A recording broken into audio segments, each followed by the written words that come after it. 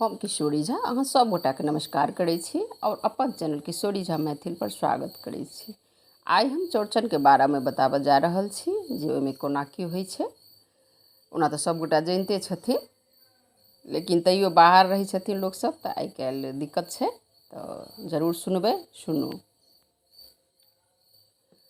चौड़चन में सबसे पहले तो जे व्रत करथिन, जे कि हाथ उठेथिन ओ व्रत करथिन और व्रत केलाक बाद भरि दिन व्रत करथिन और ओहि दिन आँगन घर दुआरि जे छै, आब तऽ माटिके आँगन घर नहि भेटै छै, तऽ ओकरा नीपल जेतै आ जे अथी छै ओकरा धोल पोछल जेतै सबटाके। ओकर बाद पनपथिया चंगेरी चंगेरा जकर जरूरत होइ छै तऽ ओ सब चीजके से धो धा कऽ सबटा रखबै अँगनामे।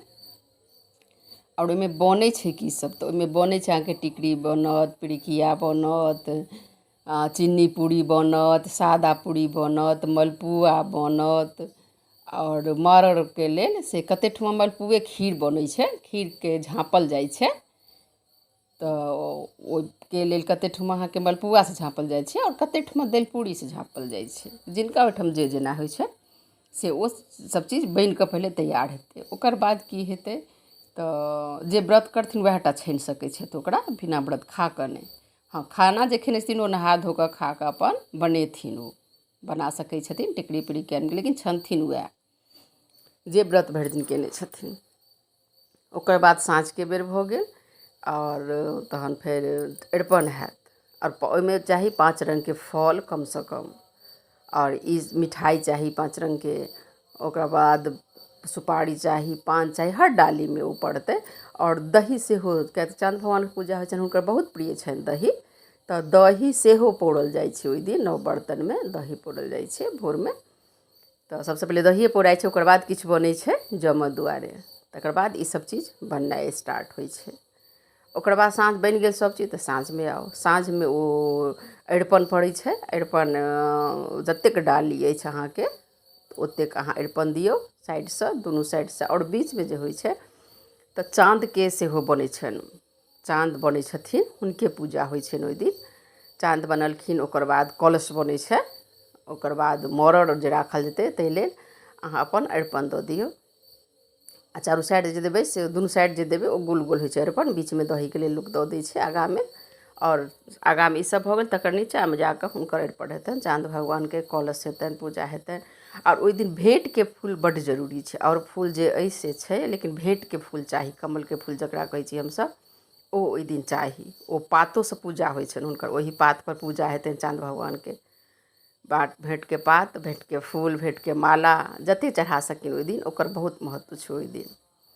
ओकर बाद सजा दियौ, ओकर बाद मरड़पर अहाँ खीर दऽ दियौ और मलपुआसँ झाँपि दियौ, कते ठमा दलिपूड़ी होइ छै ओहिसँ झाँपि दियौ। और ओकर बाद जे पबनैतिन छथिन ओ नहेथिन, नव कपड़ा पहिरथिन ओहि दिन, ओ नहा कऽ ओतऽ बैसथिन, पण्डीजी हुनका मन्त्र पढ़ेथिन, ओ पूजा करथिन। और ओकर बाद सबगोटा ठाढ़ रहथिन। ओहि दिन चाँदके बिना फल लेने नहि देखल जाइ छै, किएक तऽ ओहि दिनका चाँद कलङ्कित होइ छथिन। तैँ लोक कहै छै जे बिना फलके या जे सामान बनल अइ तकर बिना नहि देखी, दर्शन हुनकर नहि करी।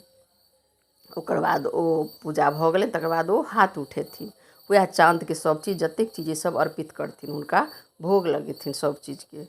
ओकर बाद सबगोटा ओ कऽ लेथिन, तकर बाद सबगोटा एक एकटा फल लऽ कऽ या डाली लऽ कऽ सबगोटा हुनकर दर्शन करबनि, प्रणाम करबनि जे कलङ्कित नहि करब।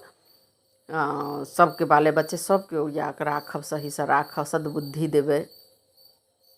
ओकर बाद मरड़ जे कहलहुँ खीरके झाँपल जाइ छै, खीर रहत, ओकरा पुरुष केओ जे छथिन सर्वश्रेष्ठ घरमे ओ ओकरा भङ्गथिन। नहि छथिन श्रेष्ठ तहन जे छथिन पुरुष ओ ओकरा भङ्गथिन। भङ्गथिन मतलब आधा करथिन। ओकर बाद सबगोटा खेथिन। तकर बाद ओकर बाद पहिले ब्राह्मण भोजन हेतै। ब्राह्मण भोजनके सब चीज खुआएल जेतै जतेक चीज बनल अइ घरमे। ओकर बाद ब्राह्मण भोजन भेलाके बादे केओ गोटा खेथिन, पबनैतिन खेथिन पहिले, तकर बाद सबगोटा खेथिन। तऽ इएह पूजाके विधि अछि। और अगर जतऽ नहि होइ छै, जतऽ बाहर छथिन धियापुता, तऽ हुनका कमसँ कम कहि दिऔन जे फल लऽ कऽ अहाँ हाथ मतलब हुनका दऽ कऽ गोर लागि लेब। कोनो फल हुअए, सेब हुअए, केरा हुअए, नारियल हुअए, जे हुअए, ओहि लऽ कऽ अहाँ आइ चाँदके गोर लागब, खाली हाथ चाँदके नहि देखब अहाँ। तऽ अपना सबके बड्ड पैघ पाबनि अछि ई चौड़चन। और बहुत खुशी से बहुत उत्साह से मनायल जाइए ई पाबनि अपना सबके। तो सब गोटा मनाओ, सुनू। ओना तो सब गोटा कहिते जिनका नहीं अबैया से सुनू और ई देख कऽ करे जाओ। नमस्कार सब गोटा के धन्यवाद। और यदि नीक लागि जायत हमर चैनल के सब्सक्राइब करना नहीं बिसरबै, लाइक सो कऽ देबै, शेयरो कऽ देबै।